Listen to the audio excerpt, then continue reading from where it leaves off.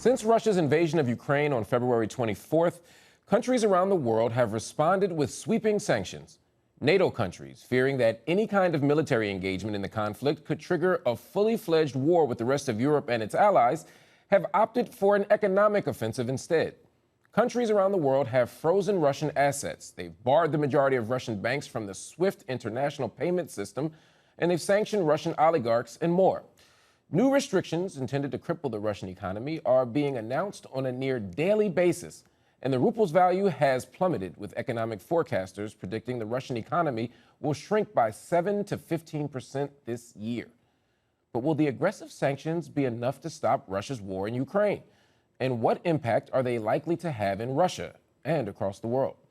Joining me to discuss this is Sergei Guriev, economist and scientific director of the Master and PhD programs in economics at Sciences Po Paris. Thank you so much for joining me on UpFront.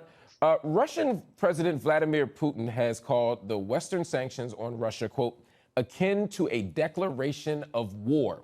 Meanwhile, the U.S. and the EU are escalating sanctions, including a ban from the U.S. this week on Russian oil and natural gas imports.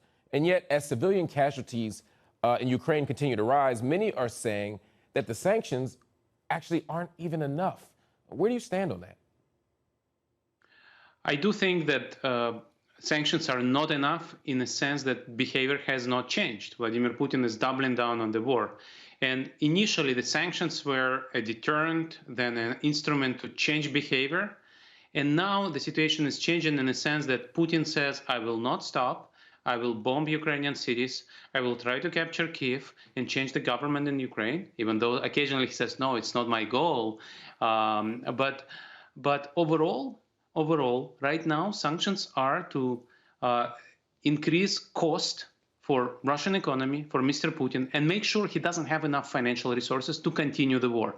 Now, Mr. Putin has two fronts.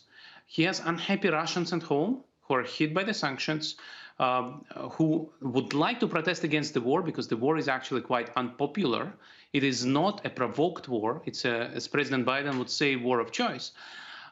And the front in Ukraine. So he needs a lot of money to pay his policemen in Russia to beat up protesters, to pay his propagandists to convince whoever can be convinced that this is a just war and defensive war, and then, of course, to pay his soldiers in Ukraine. And in order to make sure that he doesn't have enough money, indeed, U.S. has now hit the most important source of currency and budget revenues, which is oil exports. And U.S. is not a big importer of Russian oil, but U.S. has been joined by the private sector. This is very important to understand. Private companies like Shell or BP or Maersk do not have to stop buying Russian oil and transporting Russian oil, but they do. They have actually self-imposed sanctions on Russian oil, which is now becoming toxic for reputational reasons. And in that sense, right now, Russian oil exports are disrupted, and therefore Russia is being deprived of those resources. But there is now a debate that Europe should join American embargo, and that would really hit Vladimir Putin hard because Europe is the main market for Russian oil and gas. The ruble is now worth less than 1 U.S. penny.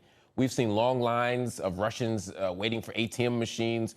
We've seen predictions that Russian inflation will hit up to 17% this year, and people are stocking up on medicines, about 55% of which are imported. Do you believe that the hardships that are being imposed on ordinary Russians as a result of the sanctions will be effective, if anything, in fueling dissent against Putin? Or is his hold on power so strong that it won't matter? So regimes like this change behavior or get replaced through two sources: a palace coup by the elite, or indeed by mass protests when the policemen don't want to shoot. And so Mr. Putin is afraid of both. Elites are very unhappy.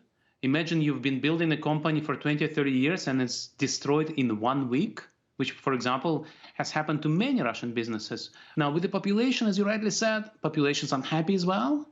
But then again, Mr. Putin is smart here. He plays divide and rule with the elite and threatens jailing and poisoning them. But also he invests a lot in brainwashing the population, saying you're suffering, but this is economic aggression by the West, and we are innocent, we are a victim.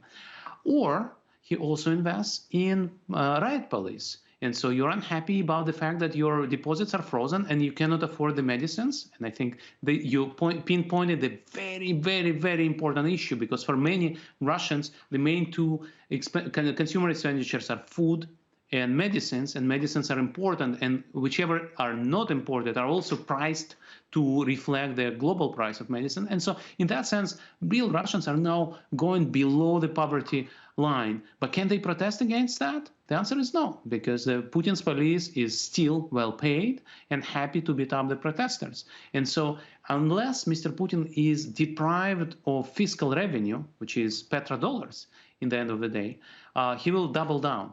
Another piece of this is the impact of economic sanctions, not just on Russia, but on the broader global arrangement of power and global economic circumstance. The Wall Street Journal recently predicted that sanctions will have, quote, the biggest impact on the global economy of any such moves since 1945, because of the sheer size, of course, of the Russian economy.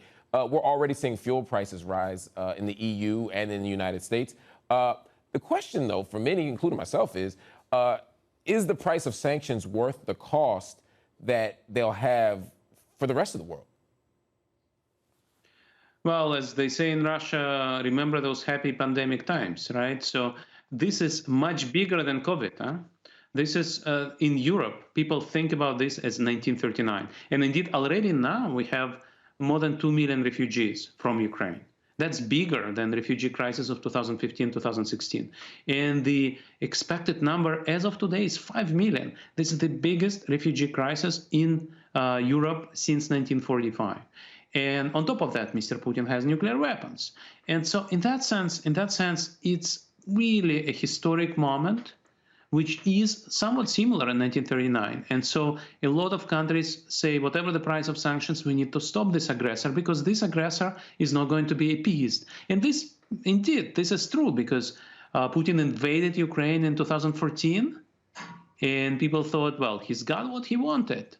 That's fine. He'll go back, and he'll never invade us again. But what has happened? The problem is, if you appease an aggressor like in 1938, you may get another aggression and yet another aggression. And that's why the West tries to fight this battle. Now, you're right that people talk too much about the pain of higher oil and gas prices for Europe, but it's going to be a much bigger pain for developing countries which don't have such big coffers and access to debt markets. And on top of the oil, there is also grain, because both Russia and Ukraine are biggest exporters of grain, and those exports will be disrupted for sure. So things like oil prices, grain prices, some other things, and of course, this massive refugee flows, these are not outcomes we would love to see.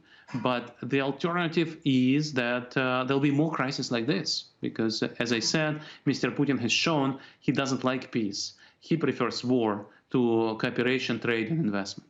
Do you believe that the international community is able to offer Moscow an exit strategy from the crisis? And if so, what does it look like?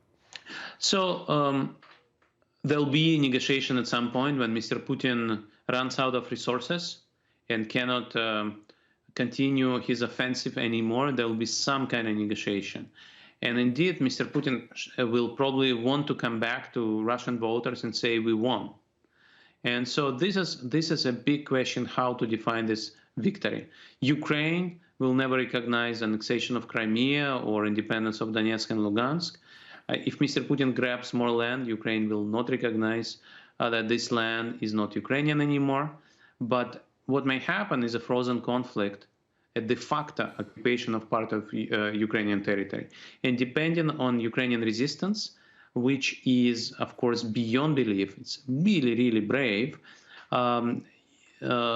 this grab of land may be big or small. We don't know how much Mr. Putin will be able to progress, how much resistance he will see. Maybe he will be pushed back to pre-war line of separation, line of conflict. But this is something which is very hard to predict. Another thing which is happening is outside of Russia, Russians actually say this is not our war, and we will want to tell the whole world that Mr. Putin doesn't represent Russia. And that is also something that will help to push Mr. Putin back as well. We, for example, established the fundraising initiative simply called True Russia, the True Russia, where we Russians abroad fundraise for Ukrainian refugees to show that we don't share what Mr. Putin does. We don't believe that he killing Ukrainians in our name is something we should be blamed for. So we don't remain silent, and we will help Ukrainians who suffer from Mr. Putin. And I hope that Ukrainians will be able to defend their country.